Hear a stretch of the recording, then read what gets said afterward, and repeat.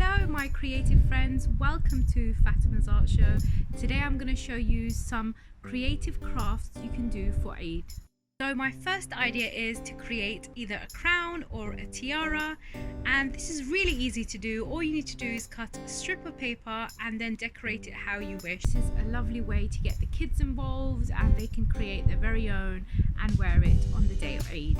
Also, I have done many videos on different decorations you can do for Eid, and you can decorate the house and make it look really special.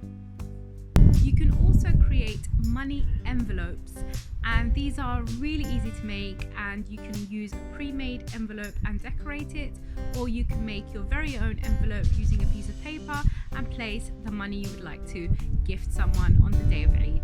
And finally, party bags as well, or party gifts for Eid. These are again really easy to make. You can make bags in many different ways, gift bags, and I've shown this also previously in my videos.